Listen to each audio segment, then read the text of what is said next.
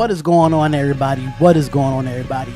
It is your boy Darion coming to y'all live with another video. It is the Spotlight Sports Talk. Shout out to all the subscribers that have subscribed to the YouTube page. And this is your first time ever being at our YouTube page. I would suggest that you subscribe and hit that bell button and get the latest news in all sports. But we are here with another Raiders Mock Draft 2.0. Now in this video, this is going to be a very different video coming in, knowing that the draft is almost a week away, and I wanted to do a final Raiders mock draft before we get into the actual 2020 draft. But just to let y'all know, if y'all do want to get to 3K on this channel, I will be getting a giveaway of Spotlight Sports Talk gear. So if you want to be that 3,000 subscriber, please hit that like button and please subscribe to the channel for all Raiders news. But let's get into this Raiders video. Now in this Raiders video, what I have to say is that this is a very interesting mock draft compared to other mock drafts that I did. I know I did another one on here, so definitely you can check that out on our channel as well. But without further ado, let's get straight into the nitty-gritty of things, and let's get straight into the mock draft of things, because this is the only mock draft left that I actually have until the actual 2020 draft, and this is going to be very, very interesting. So we're going to get into it. We're going to get down to the nitty-gritty, but thank y'all for being patient with me, knowing this COVID-19 has been very, very tough on my end trying to get videos out. So I am back and I am ready to give y'all our actual picks. So I have to say, with the 2020 NFL draft just a week away, it is time to put on a 7th-round mock draft. Now, with the COVID-19 epidemic and the pandemic has made things pretty interesting for everyone, but the NFL seems to have no issue with keeping this draft on schedule, and so everyone must forge ahead and start with this draft. Now, just to let you know, we do have 7 selections in this upcoming draft. We have 2 in the first round, we have 3 in the third round, we have 1 in the fourth, and 1 in the fifth. So General Manager Mike Mayock has talked about how much he likes picks from 20 to 60 in the draft. Now he says that 3 such picks last year in the draft ended up grabbing 3 starters out of it. As it happens this year, he has approximately 0 picks from 20 to 60, which begs the question whether he will attempt to get a pick in that range, or whether he'll be trading down from the first round up from the third round and probably trading an existing player on the roster to do it. As it stands right now, as you can say, that he has ammo to trade down or trade up with 2 picks in the first round and 3 in the third. Now in this mock draft, I won't be handcuffing much as the team is sticking by, but I have to say this, that the picks are, if you really think is a good trade to be made, I will make it if it was me. Just the Raiders will do while they're on the clock sometime next week. So let's fast forward to the past 11 picks and let's get on this mock draft and have the Raiders on the clock. With the first round pick at the number 12 pick, the Las Vegas Raiders select CeeDee Lamb, wide receiver out of Oklahoma. I cannot tell you how difficult a choice it has between CeeDee Lamb and Alabama wide receiver Jerry Jeudy at this pick, but of whom I have available at this pick. A great thing for the Raiders is if I'm wrong on one of them is gone, they could go either or not to think twice about it. But in the same token, if they went with Jeudy, I could see a sense of that pick as well, which it made it, not much such of a difficult pick. Now, Jeudy is more flashy and has drawn comparisons like Amari Cooper and Antonio Brown, but of whom we're at a point where it's billed that the Raiders' #1 wide receiver, but who both didn't work out in other seasons outside of pure football talent. But Lamb has been more steady and dominant presence at the receiver at his time at Oklahoma, so I would make the call to go get CeeDee Lamb. Now, what you want to see from the top receiver prospect is consistency progress. Now, Lamb definitely has a standout freshman year with over 800 yards and 7 touchdowns. He jumped to 1,158 yards and 11 touchdowns in his sophomore season, then again improved on 1,327 yards and 14 touchdowns as a junior, while improving his hands per catch in the numbers with an outstanding 21.4, more than 4 yards per catch ahead in the previous seasons. Now the Raiders are looking for an X receiver to play across Tyrell Williams. That's what Lamb played at Oklahoma with the air raid offense. He can separate in both high and low and can get serious yards after the catch as well. Trade alert, trade alert, trade alert, trade alert. Now what the trade is that the Raiders will receive the picks 27 and 59 picks, and the Seahawks will receive the number 19th pick and 159th pick. Now, with that being said, this is a mock draft, and the Seahawks move up to 19 and get the 159 pick, and the Raiders would get the 27th pick and the 59 pick. So the 59 pick will be in the second round. So round 1, number 27 pick, the Las Vegas Raiders select Christian Fulton, cornerback, LSU. Honestly, they could have taken Fulton at 19. It would have been a bad selection. But if they needed a pick in the second round and traded down in the first to pick the right move because of the cluster of good corners in this range, Fulton is a great get at this spot. Now, he raised the national championship trophy at the end of this final season of college football, just like the cornerback Raiders pick at number 40 overall last season, which was Trayvon Mullen, and that worked out well. Also, just like Trayvon Mullen, Fulton has just had one interception, but didn't have great numbers overall in his final college season. But it was because of the opposing offense stayed away from him, or if they did, they were smart. Now, Fulton and Mullen both held opposing quarterbacks to passer ratings of low 70s. Now, they both have an identical 4.46 in the 40-yard dash times. Now, Fulton still puts up 25 pass breakups, 2 interceptions, and 25 starts over the past 2 seasons, and led college football with 20 forced incompletions. He isn't the only overly aggressive, but he's sticky, and therefore he excels as a press man coverage. Now, what you can say is that you would like to bring him, what he like to bring to the table is that at 19 or in a trade down scenario, I would have this here. Fulton would be a figure and would be an instant starter at cornerback for the Las Vegas Raiders. So we was able to make a trade with the Seattle Seahawks to get the 27th pick and the 59th pick in the second round. And with the 59th pick, the Las Vegas Raiders select Jalen Hurts, quarterback, Oklahoma. Now, Gruden would probably have liked to get Hurts in the third round, but everything that he's done since the end of the last season has his stock rising day by day. First, it was his performance at the Senior Bowl practices where he most accurate quarterback on the field. Then he continued to impress the combine when he ran a 4.59, and that's 40 among the impressive measurables. And he looked great in the passing drills as well. Now, Jalen Hurts has his issues. I mean, if he didn't, he'll be gone. But before even a late second round, lack of anticipation is a big one. Still has intriguing prospect of the draft as where he is. He is a coach's son, and to understand that the position in the complex offices is what Gruden would like as a project. He is an outstanding athlete who can make something out of nothing when a play breaks down. If you think that he's just a running quarterback, you need to think again. He was 33 of 66, 50% with 10 touchdowns on passes of more than 20 yards downfield.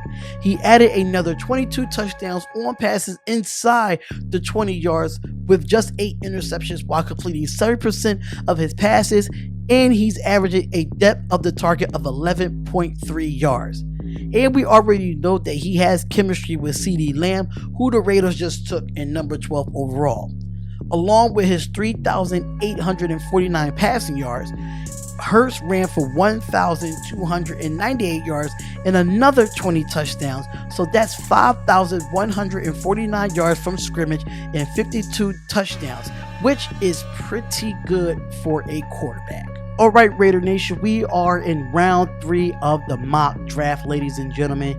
And with the first pick in the 3rd round at number 80, the Las Vegas Raiders select Terrell Burgess, safety from Utah. Now, the Raiders want to add a safety, a free safety in particular, but for Paul Guttner's defense, that free safety has also have some versatility and able to switch up play in the box or in the slot at moment's notice. Now, Burgess is that kind of player. Now, despite facing some top-flight Pac-12 quarterbacks such as a Justin Herbert, a Jacob Easton, Anthony Gordon, Keaton Solvis, Burgess wasn't victimized much. He had 3 pass breakups against Pac-12 leading passer Anthony Gordon and knocked down passes from Herbert in the Pac-12 championship. Now, Burgess was targeted total 40 times all season, allowing 25 catches for 190 yards. That 4.75 yards per target, which means that he's not forcing an incompletion or blanketing his assignment. He was just keeping the yards after the catch to a minimum. Now, Burgess was a nickel corner and a special teamer at his first 3 seasons at Utah, moving to safety as a senior, where he definitely broke out. Now, the Southern California native played a defensive back and wide receiver in high school, giving him an understanding of route concepts and the ability to run them right along with the receivers he's covering.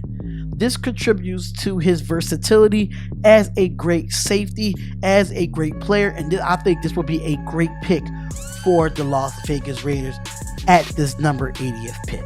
All right, so we're still in round 3, and we have back-to-back picks in round 3. In the number 81st pick in the 3rd round, the Las Vegas Raiders select Van Jefferson, wide receiver from Florida. Now, Van Dad is a former 13-year NFL receiver and current with the Jets wide receivers coach Sean Jefferson. Not only is the receiver is in his blood, but he had groomed since a young age, which shows that he's crisp and savvy when it comes to route running. He's also just had 4 drops in over the past 2 seasons with the Gators. Now, his lack of college production and age 23 are 2 reasons that he falls into the mid rounds of this draft. Some of them that had to do with the offense that he found himself throughout college, where he signed with Ole Miss to join with head coach Hugh Freeze as a freshman, and for the Rebels, Jefferson outperformed the eventual top receiver talents DK Metcalf and AJ Brown. But Freeze resigned after the season, and Jefferson was no longer featured in the offense in favor of Metcalf and Brown, so he transferred to Florida. Unfortunately, Florida doesn't exactly run a receiver-friendly offense.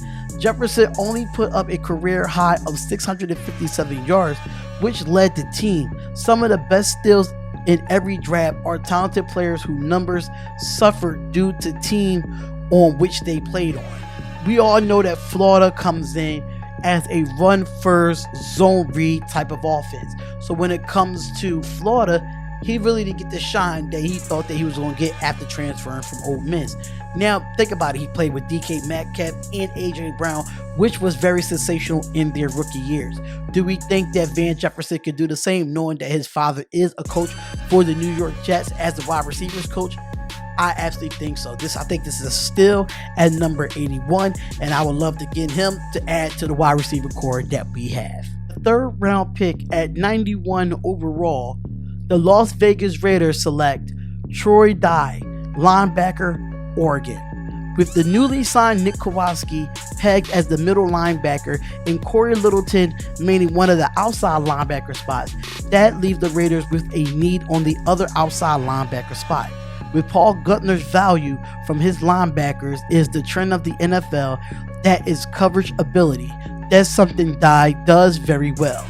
He's 6'3", 230-pounder, is one of the best coverage linebackers in this draft. So it's certainly possible some team will have him higher on their board than this. With the Raiders having 3 picks in the 3rd round, they have decided if they have the 3 prospects in mind for this round, just who they think is more likely to still be on the board 10 picks after the other 2. Now, Dye grew up in Norco, California, which is about 3 hours of Las Vegas, right off of I-15. So his being drafted with the Raiders would mean a lot, and he gets a start his pro career close to home. But this guy can tackle in space. This guy can cover. I watch a lot of Oregon games just because of him, because I really like his ability and his style of play, and it looked like he gives us a lot of Raider style of play. Troy Dye is one of the best linebacker covers that I've seen in a while in college football. Knowing that you don't see a lot of great coverage linebackers in college football, because it's always pass, especially coming from the Pac-12. That's all they do is pass. They rarely run the ball in the Pac-12. So with me thinking that we should get him here, I love this pick at the last pick in the 3rd round. And we get 3 great players in the 3rd round as well. So Troy Dye, linebacker from Oregon, will be our number 91st pick in the 3rd round. So with the 4th round pick and number 121st overall, the Las Vegas Raiders select A.J. Dillon, running back, Boston College. Meet Thunder. Remember Gruden's first stint as a Raiders head coach, when he took over and he had a feature back in place in Napoleon Kaufman, coming off of a season nearly 1,300 yards? So what did Gruden do here, honestly? Just a year after taking the job, he signed Tyrone Wheatley. He's bringing in Thunder and Lightning. And then in the 2000s, Wheatley would lead the Raiders in rushing with 1,046 yards. So where did Gruden do? He signed Charlie Gardner. But the moral of the story is that Gruden loves his 2-headed running backs. He does love a 2-headed running back when it comes to the backfield. He wants a Thunder and he wants a Lightning. He found his Lightning in Josh Jacobs with the 24th overall pick in last year's draft. And he gets Thunder in the biggest load of running back in this draft. And A.J. Dillon coming in at 6 foot, 247 pounds, with plenty of wiggle to go with, is A.J. Dillon. This guy is a monster in my opinion. Since the mock draft, I have the Raiders sending their pick at 159th to the Seahawks as a part of the trade down from 19 to 27, while getting back in the 2nd round at the 59th pick. And this draft ends here. But at the same time, we were able to address every pressing that we need and that we had. And having the final pick in the 4th round, knowing that we will have A.J. Dillon will be our final pick to, shake up this backfield a little bit. I would love it ever since then, knowing that John Gruden loved a 2-headed running back. Sometimes he loves a 3-headed running back, depending on with Jalen Richard, what he can do.